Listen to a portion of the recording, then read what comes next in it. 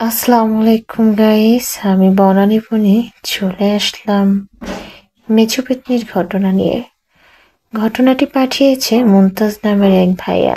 ঘটনাটি তার পাশের গ্রামে তার সাথে ঘটা একটি ঘটনা। লিসেনার্স, মুমতাজ ভাই যেভাবে ঘটনাটি বলেছে সেভাবেই আপনাদেরকে বলছি। আমার নাম মুমতাজ, পেশায় আমি একজন জেলে। রাতে মাছ ধরা আমার প্রায় প্রতিদিনেরই কাজ। প্রায় প্রতিদিনের মতোই সেদিনও আমি রাতে মাছ ধরার জন্য ছোট হেরিকেন টিপ টিপ করে জ্বালিয়ে মাছ রাখার খাড়াই ও কাঁধে জাল নিয়ে মাছ ধরতে বেরিয়ে পড়ি। আমার বাড়ি থেকে বের হয়ে পাশের গ্রামের খালে আমি মাছ ধরতে যাই। অনেক অনেক বাঁশঝাড় দুই পাশে রাস্তার ধারে থাকার কারণে আমি সন্ধ্যা 7টা নাগাদ বের হয়ে পড়ি এবং পাশের গায়ের খালে পৌঁছে যাই। প্রথমে অনেক জায়গায় গুটি দেই। লিসনার্স, আপনারা হয়তো অনেকেই গুটি শব্দটির সঙ্গে পরিচিত নয়। গুটির মানে মাছের খাবার দেওয়াকে বোঝায়। তার কিছুক্ষণ পর পর জাল ফেলে মাছ ধরি। এভাবে খাবার দেওয়ার পর 20 মিনিট পর পর জাল ফেলে মাছ ধরতে থাকি। প্রায় 4 থেকে 5 বার মাছ ধরার পর 6বারের বার যখন আমি গুটি দিই আর মাছ ধরতে জাল ফেলি, তখন জাল যখন আমি উপরে তুলছিলাম তখন জাল থেকে মনে হচ্ছিল কেউ মাছ ছাড়িয়ে নিচ্ছে। ঘটনাটি অতটার পাত্তা না দিয়েই আমি পুনরায় আবার জাল ফেলি। তখন রাত প্রায় 1:30। আবারও জাল ফেলি তখন এমন মনে হচ্ছিল জাল থেকে কেউ মাছ ছাড়িয়ে ছাড়িয়ে খাচ্ছে। যেহেতু গুটি দিয়ে মাছ ধরছিলাম সেহেতু অনেক অনেক বেশি মাছ পড়ছিল জালে, তাই খাড়াইয়ে অনেক মাছ থাকার কারণে খাড়াইটা একটু দূরেই রাখি যাতে খাড়াই থেকে মাছ লাফ দিয়ে পুনরায় আবার খালে না পড়ে। আমি যখন খাড়াই থেকে একটু দূরে সরে জাল ফেলতে যাই এবং জাল ফেলি তখন খাড়াইয়ের কাছে একটি ছায়া অবয়ব আবিষ্কার করি। এমন মনে হচ্ছিল খাড়াই থেকে কেউ যেন মাছ তুলে তুলে খাচ্ছে, আর এমন শব্দ হচ্ছিল খসমস খসমস।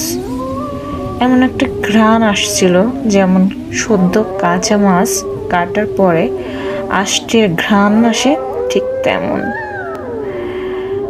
দূর থেকে তাকিয়ে দেখি ছায়া একটি খাড়াই থেকে মাছ তুলছে আর ঘপাঘপ খাচ্ছে। এই অবস্থা দেখে আমার আত্মা প্রায় বের হয়ে যাওয়ার অবস্থা। তবুও নিজেকে শক্ত করে বিড়ির আগুন থেকে আবারও আরেকটি বিড়ি জ্বালাই।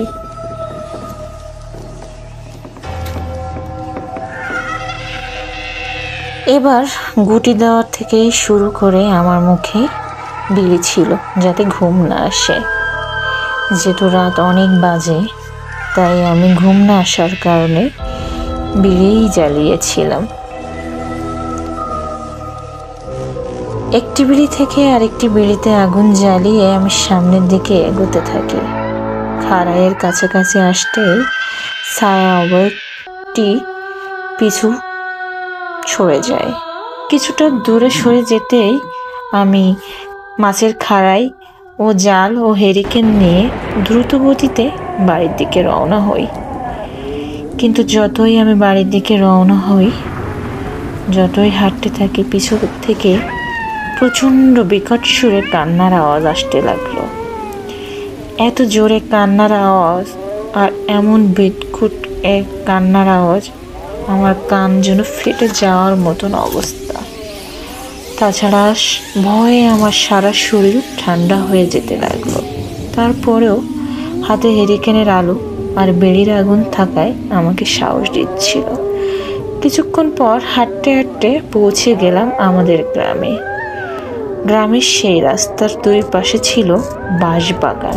হঠাৎ এক দমকা বাতাস এসে বাঁশঝাড়ের দুই পাশের বাঁশ হুড়মুড় করে ভেঙে আমার সামনে এসে রাস্তার উপরে পড়ে, আমার পথ বন্ধ করে দিল।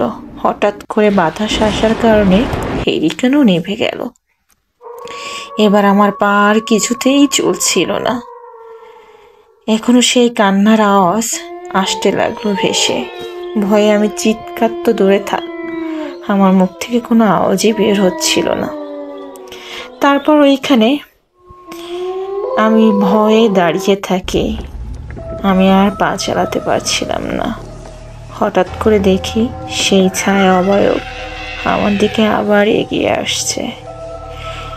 প্রচণ্ড ভয়ে আমি ওখানে অজ্ঞান হয়ে যাই, জ্ঞান হারিয়ে ফেলি। আমার যখন জ্ঞান ফেরে তখন দেখি ভোরের আলো ফুটেছে, আর আমার বাড়ির উঠানে অনেক লোক ভিড় করেছে আমাকে দেখার জন্য। তখন সবার কাছ থেকে শুনতে পেলাম ভোরের একটু একটু আলো ফুটতেই দুইজন ভ্যানওয়ালা আমাকে ওখানে অজ্ঞান অবস্থায় পেয়েছে, কিন্তু কোনো মাছের খাড়াই পাইনি, জালও হেরিকেন পাওয়া গেছে। তখন আমি সবাইকে আমার সাথে ঘটনাটি বলতে থাকি। ভয়ে আমার গায়ে 1 সপ্তাহের মতো জ্বর থাকে। আমি ঘর থেকে বেরোতে পারি না, রাতে কোথাও যেতে পারি না ভয়ে।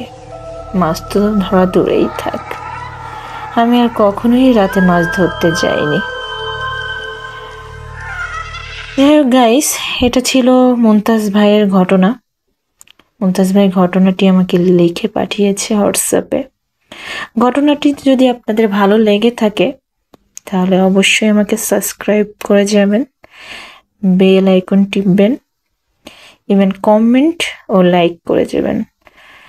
তো আল্লাহ হাফেজ লিসেনার্স, সবাই ভালো থাকবেন।